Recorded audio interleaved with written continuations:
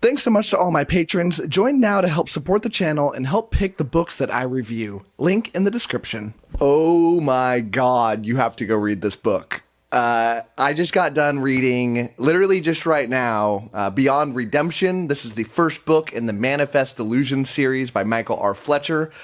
And I'm going to give you my unedited, glowing review of this incredible, underrated story that, honestly, I've said this a couple times before, and I truly mean it. It would mean a lot to me if you just didn't even watch this video, and you just went and bought this book and read it. You'd have a better time. And I'm not going to spoil anything, but, like, trust me, this book is incredible. It's truly incredible. I've not read many books in my life that have made me feel happier feelings throughout reading this. And it's made other books that I've been reading like a chore to read because of how much I want to read this one. It's crazy. It's insane how incredible this story is. I hope it gets a lot of attention. I hope this author gets a lot of people buying his book from people watching this, because he's incredible. I don't really know this author. Apparently we follow each other on Twitter. But this book came onto my radar because, I do this TBR raffle where people that are part of my Patreon can put a book into a raffle. And at the end of the month, I spin a wheel and whatever gets selected, I have to read and review. And this one won. And I was like, what's this book? Apparently it's grimdark. Cool. I'm interested in reading it. And very quickly, I couldn't put it down. And it's so incredible. I'm truly blown away by what I just read. It's so rare that I get to read a story that does what this author was able to pull off. Almost never. The only times I've ever read a story that's truly made me feel that similar feelings is when I read the First Lost series by Joe Abercrombie. And the feelings I'm referring to, is a grimdark story that makes you truly care about horrible people.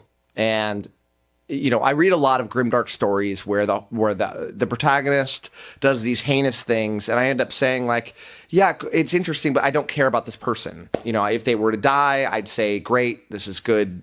You know, they don't deserve to be around anymore, and I'm not enjoying reading them. But Fletcher is able to pull off a story where when bad things happen to these protagonists who are truly, you know, wickedly horrible people, I'm sad for them. I'm disappointed. And Abercrombie does that with somebody like Glokta, right? You know, you read The First Law, and within the first few pages, Glokta is torturing a man who appears to be innocent. And, you know, you hate this character, and over time you're like, oh, Glokta's incredible. I love Glokta. He's one of my favorite characters. But that doesn't happen with like one person in the story. This happens with a lot of characters in this story, where it's just the characters are so amazingly done in the story.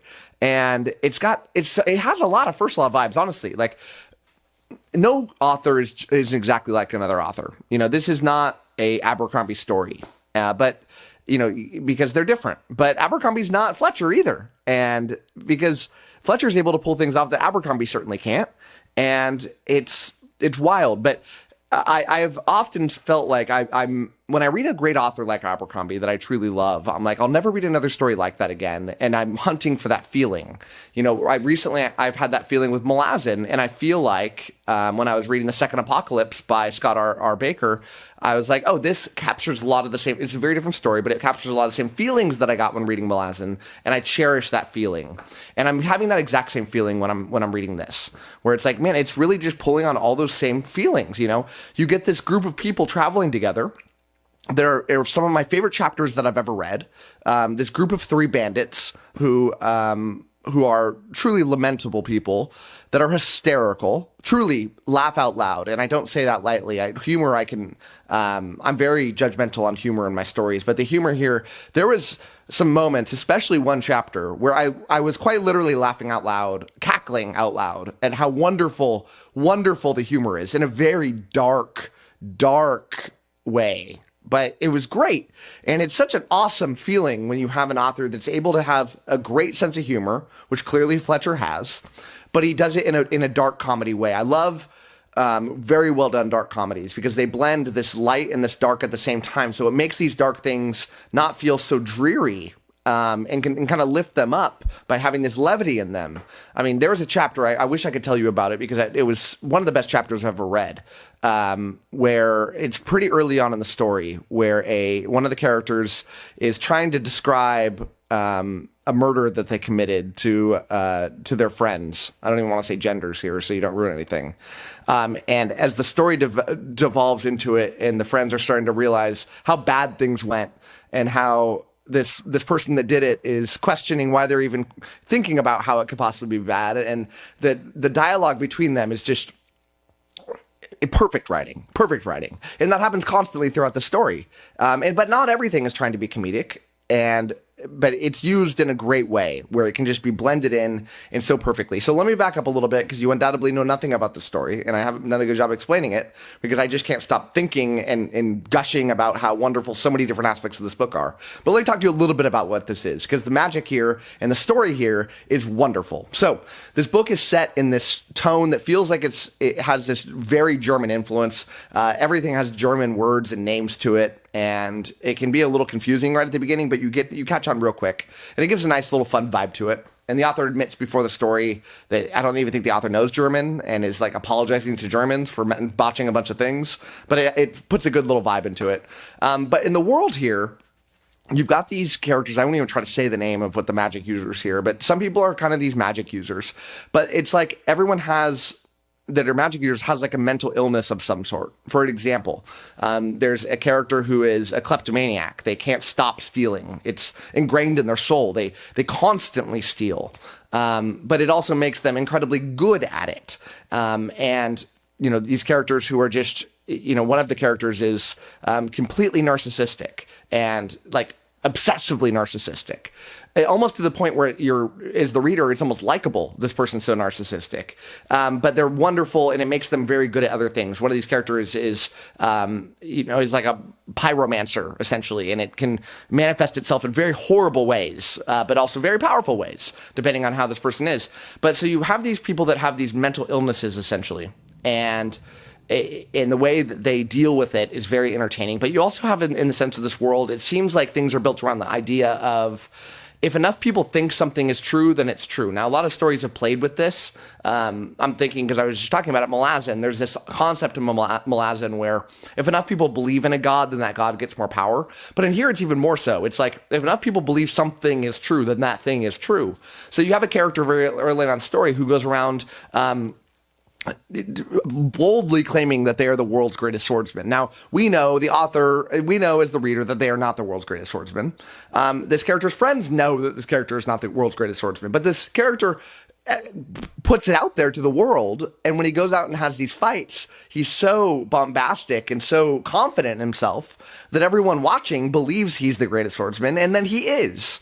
And so, like, maybe he is actually the world's greatest swordsman, not because he technically is, but because he believes it and makes other people believe it, and then they in turn feed into his power, and it's constantly ingrained into the story. There's a very huge plot point. I don't want to say a twist, so I don't really want to say it, but involving like a major part of the story where, you don't know what's true or what's not and what's going to happen to characters. Man, I wish I could say what it is. Come into my Discord if you want to talk spoilers. I'd love to chat with you about it. But when these major moments happen in the story and you find out, oh, that thing is true, and it turns out, yeah, the whole world thinks it's true, so of course it's true. And it plays itself out very, very, very wonderfully nice in a fair, like, rational way. But we're dealing with two main points of view here. There's several different points of view. I'd say like three major ones, but the main plot is you've got this guy who runs this city, and he wants to create a god. And the way he wants to create a god is by giving this person these powers, by being super traumatic to them and making them like bust out with these powers throughout their life. And then the plan is to kill this character and make them ascend into godhood. And so it's the world's first god that has been created. And so they're going about like murdering children. Did I mention this book is really grimdark? It's really, really, really, really dark. But it works. And if you're really squeamish, maybe don't read this book. But literally everybody else, like if you like grimdark, you have to read this. If you don't, read it anyways, because maybe it'll like flip you onto it. But they want to create this god. And so then you have these three bandits who realize this person wants to create a god. So they go, we need to steal this child and ransom them back to this person who needs them. Everything goes horribly wrong, because of course it does. And that's the main plot of the story. And it's great.